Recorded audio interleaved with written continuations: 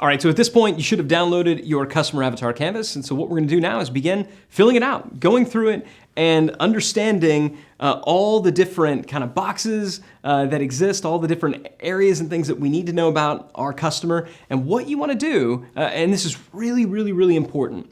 Most businesses serve more than one type of customer. You have multiple avatars or personas. By the way, you'll hear me use that word kind of interchangeably. I know they can mean different things to different people. Customer avatar, customer persona, I kind of use them interchangeably. So if you hear me use one, just mentally swap them out, please. I appreciate that. But good chance that your business serves more than one, right? That there's different groups, different subsets, different segments within your, that are different, interested in different aspects of your offering. So make sure that you fill out one of these for each and every avatar, for each and every persona that you serve. And so what I want you to do right now is just in one of them, go ahead and write out.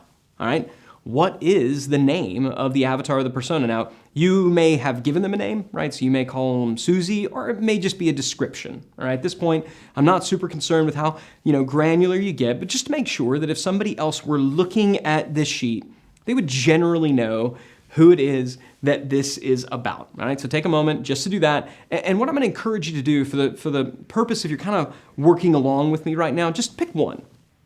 Don't try to do all the exercises that we're about to go through for each and every avatar, for each and every persona. Let's pick one. Let's fill it out for that one. Then if you want, utilize the rewind button, go back and watch it. You can fill it out for all the other ones. Make sense? Deal? All right. So once you've done that, my recommendation, there's a lot of ways to go through this, but my recommendation is that you actually draw out what you see here on a whiteboard. I really encourage you to go through this exercise in a group. Now, if you're a team of one, then maybe ask a friend or a colleague to come and help you out. But if you're working with a team, this can be a really good exercise to go through with the company as a whole, with the marketing team as a whole. But what you're looking at is just a four-column grid, all right? On this side, we're talking about demographics and interests, all right? So what are some of the demographics of this particular avatar? Male, female, young, old, rural, urban. What are some of those demographics that make them, who they are, and just what are some of their broader interests, right? Do they love golf? Do they love wine, art? What are some of the things that they're interested in? So that'll go here. In the next column, what are some of their frustrations and what are some of their fears, okay? Frustrations and fears. We're gonna kind of skew to the negative. We talked about them being in that less desirable before state. So what are some of those things? And then wants and aspirations. What do they want to be? Very often, if you look at the frustrations and fears, the opposite of that is going to wind up here. And then finally, what are some of their key purchase drivers? When we think about key purchase drivers, we're thinking about, are they very cost conscious? Does it have to be delivered within a certain amount of time, require assembly? Just what are the things that are ultimately going to drive a purchase decision? All right. When we think about kind of clarifying who it is that we serve, these are the four categories that we're going to look at. What are their demographics and interests?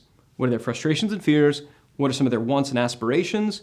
What are their key purchase drivers? This is the data that we want to be able to collect. Again, I recommend that you draw this on a whiteboard. You could draw it on a sheet of paper. I love drawing it on a whiteboard though, because when you do it as a group, then you can kind of pass out Post-it notes and everybody can just stick the different Post-it notes in the different area you can combine. So as I walk through that's kind of how I'm going to be demonstrating it. So first thing, again, we're going to write out that avatar, that persona name at the top. And once you have this, then what we're going to do is we're going to start with the demographics and interest. So most of the time we think about avatar, this is what we think about, right? We got a picture in our mind of, who our customer looks like, who they are, what are they really, really interested in? And some of the questions that we want to ask, and so if this is you leading this discussion with your team, we just want to say, how old are they? What's their age? What's their occupation, income, education level, marital status, location? What books and magazines and blogs do they read? What events and conferences are they likely to attend? What, brands and influencers do they follow? These are the questions that we ask ourselves to really get to what are some of the demographics and interests of our market. So take a moment. All right, if you want to pause this video, feel free, but take a moment and just begin to fill this out, for your customer. For your avatar. If you want to do this as a group, this is when you would have people just begin to write down Post-it notes and they'd come up and they would stick them all to the board and you could begin to kind of combine, and ultimately when you're done, You take everything that you've gathered here after you've kind of distilled and you put it in the center box. All right, so right below the name, I've got a pretty clear idea of who is this person and what are some of their interests captured in a nice box. Now what we're gonna do is we're gonna move down to the lower left-hand corner, frustrations and fears. When we think about frustrations and fears, these are some of the questions that we're gonna ask them, right? What keeps them up at night? What do they find particularly irksome, and annoying? What really, really frustrates them? What challenges do they face on a daily basis? Who or what is standing in their way? All these questions we're trying to get at their frustrations and fears. Now, this is really, really, really important for you to understand. As a marketer, you need to know this stuff. All right, as a marketer, you need to be intimately acquainted enough with your customers that you can answer these. If you're not, so if you're coming at this new, right? Maybe you're with a company and you're going into you're going into a new market. Maybe you're new at the company and so you're unfamiliar. Maybe you're launching a brand new business or a brand new product or a brand new initiative. If all of this is new to you, that's fine. You just need to start talking to some customers, and I highly recommend. I love trade shows. I love conventions, even in the business to consumer space. But you got to get out there and you got to start talking to your customers so that you are able to answer these questions. You may also find that you need to do actual customer interviews. You might find that you need to do 30, 50 customer interviews where you begin to ask them some of these questions to get at, these answers, because it's really, really important. All right, it's really important. If we're going to be effective as marketers, we need to understand where our people are. We need to understand their frustrations and fears. So once we've got some good, solid answers to these questions that we feel really, really, really strongly about, we're gonna write those in the box in the lower left-hand corner. So just think about it, like right now, think about on this one sheet how much we know. All right, we generally have the name, we've written down some basic demographics and interests, and we understand their frustrations and fears. Now, we're gonna move over to wants and aspirations. So this is what they don't like. What do they like? What do they want? The questions that we're gonna ask is just that. What do they want for themselves? What do they want for the people around them? What do they aspire to be? What goals have they set for themselves? What values do they hold dear? And what are some of these secret desires? Again, ideally, you or somebody at your company knows this. Now, I talked before about going out and actually having customer conversations as marketers. I think that's really, really important. If you can't do that or you're just unwilling to do it, which you shouldn't be unwilling to do it. You shouldn't, as a marketer, talking to your customers is really, really important. Having empathy for your customers is essential. But if for whatever reason you can't, a good kind of group that you could maybe talk to are folks in sales, folks in support. Go and talk to the people who are talking to the customer. It's not firsthand knowledge, but it's better than just guessing. All right. And it's not that we don't just want to, again, throw a dart. We don't really just want to guess. We want the actual words that they're using.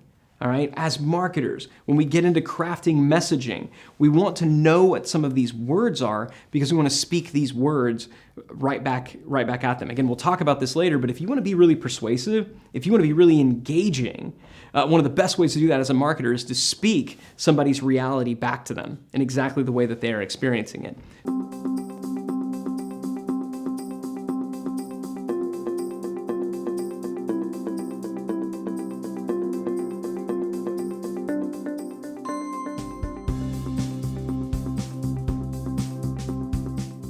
So that's step 3. Again, we're gonna write that down here. Now, this last kind of center area, we wanna think about what are some key purchase drivers. So we're gonna ask ourselves, what are the must-have features, right? Again, especially if you've got a technology type solution that you're marketing, or if you're a software founder, a SaaS founder, product people, if you're at a product-first company, product people are notorious for building features that nobody actually cares about. They're notorious for building features that are really, really cool and that the product people think are great, but that the end customer, they're like, it's a nice to have. So you want to know what are the must-have features? What must be present? What is absolutely critical? Let's get that. What's their expectation of service? In this particular field, do they expect to be, catered to? Do they expect a white glove type service? Or, maybe it's more of a down market type offering, right? We think about, the difference between, flying first class on a transatlantic flight versus flying on Southwest Airlines. You understand from a consumer perspective that you're not going to get first class level experience on a Southwest Airlines flight because it's a budget airline. So you expect budget level service. You still expect friendliness, but you don't expect to be catered to in the same way. In fact, if you were, you would think something was wrong, that maybe you were about to get overcharged. What are some of their price and budget considerations? What are the quality expectations? Obviously, the quality expectations, if somebody's buying a Rolex, is very different than if somebody's buying, kind of a $60, jogging watch, right? Different quality expectations. Are there any known deal killers? What are the things that could really throttle a deal? We talked about their must-haves. What are the things that are just like poison pills? That if this is here, if this word is uttered, if we position it this way, done. They want nothing to do with it. And then what are some common objections that must be overcome and any additional stakeholders or decision makers? Now, you can only fit so much in this little box, and that's exactly the point. All right, that is exactly the point. The idea is not to capture every nuance and every little detail about this particular avatar. The idea is on a single sheet of paper to get really clear on the things that truly matter. So the size is a constraint that is there by design. All right, this is not a test in how small can you write. All right, so while I recommend that you do go back to those 4 columns, that you use Post-it notes, that you go really, really, really big, I'm going to suggest that you distill it down to the 3 to 6 things that are the most impactful, the 3 to 6 things that are that 80-20. All right, that's where I want you to focus. That's why these boxes are the size that they are. So once you've gone through those exercises, you are almost done. You should have completed, you understand who your persona is, you understand their demographics and interests, their key purchase drivers, frustrations, fears, wants, and aspirations. If you were to go and look at just about any customer avatar worksheet or persona, they're going to contain these areas. They're critical, they're important, but there are 2 other areas that you also see on this sheet, the before state and the after state, that really are the difference makers. So take a moment and finish out these critical areas. Get clear on the demographics and interests. Get clear on the key purchase drivers. Get clear on their frustrations, fears, their wants, aspirations. Get clear on all of that. But once you've done that, what we're going to head to next is talking about the before state versus the after state.